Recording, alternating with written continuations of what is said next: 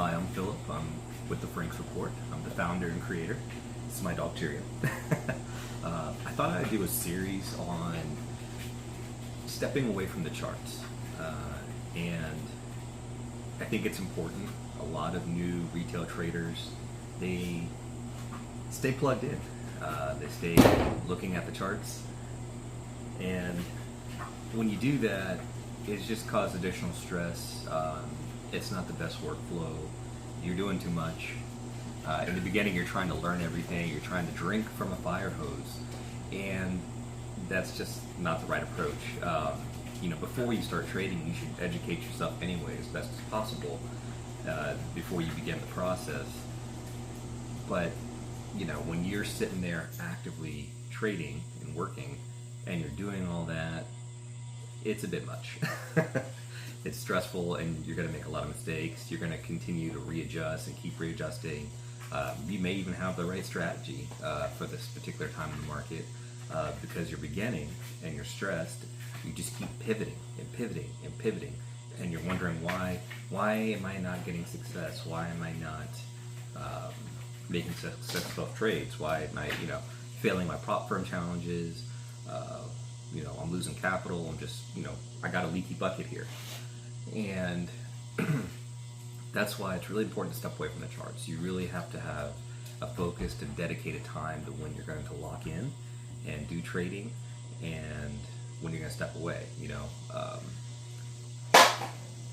I can tell you that a majority of, we'll say, professional retail traders, or those who do this regularly, they have that dedicated time.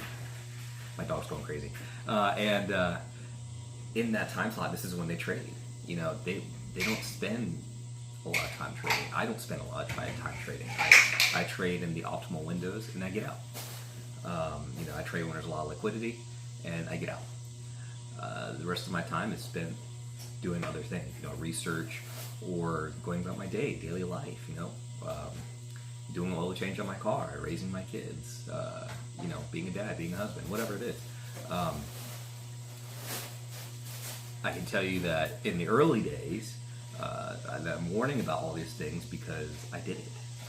I made these mistakes, and it caused a lot of problems. It's a lot of stress. You're not sleeping as much. I know there's some people that are chasing pretty much every window. Chasing the London session, chasing the Asian session, not just the New York session. And so they're sleeping maybe 4 hours a night while researching, while trying to trade, and you're wondering why you're not functioning well, and why it's not sustainable, and why a lot of retail traders don't stick with it. So anyway, I just wanted to kind of step away from the charts and kind of just have let my hair down and out of the suit and talk to you guys about these kinds of things, because it's very important. And I remember when I was starting out hearing these same words to some degree, and I knew it. I knew that you should step away from the charts and you shouldn't be so locked in, but my personality type is you just dive in and go for the win. And there are those of you out there who are hearing what I'm saying, and you're not going to listen. I didn't listen. I'm the kind of person that has to make the mistakes myself, and then I understand and learn, and then it sticks, right? But I think it's important that even if you are going to make these mistakes like I did, that you listen and hear it and learn it, because at least you heard it. So when you reach that point of realization, you will be like, oh, okay, I heard this, I was told, I didn't listen, I still made mistakes, but now I'm committed to not doing it anymore and being the best retail trader I can be. A little bit about me: I was originally an institutional trader. I got my Series 7, Series 66, license and insurance, across 3 states, blah, blah, blah, blah.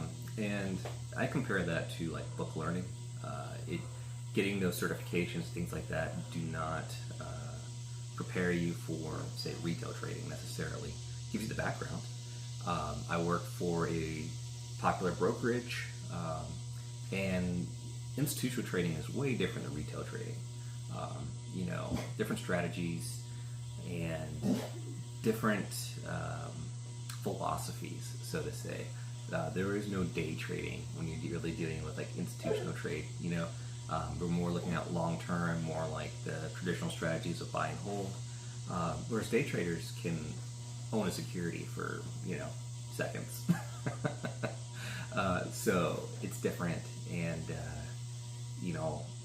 when I transitioned from institutional trading to retail trading, I essentially had to rewrite the book on how to do that. And what really prompted me to take a new look at this and really try to consolidate some of this.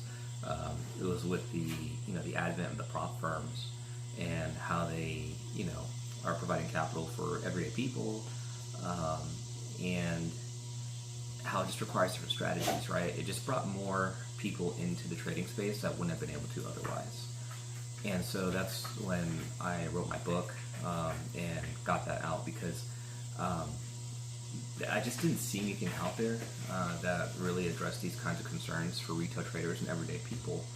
And there was a lot of misinformation, a lot of bad information, and I think that having at least a text, something more concrete that's been thought through is important.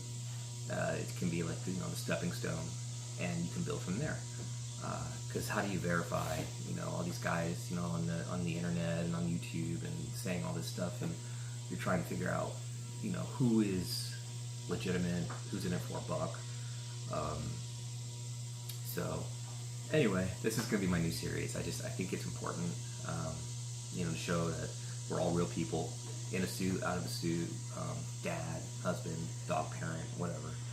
And that, I guess the main takeaway from today is just step away from the charts. Stop spending so much time there.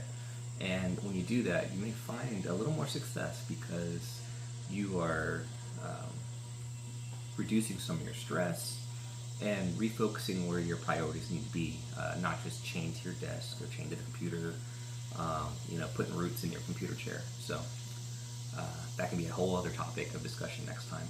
But take care of yourself, be mindful of the risks with trading, and I'll catch you on the next one.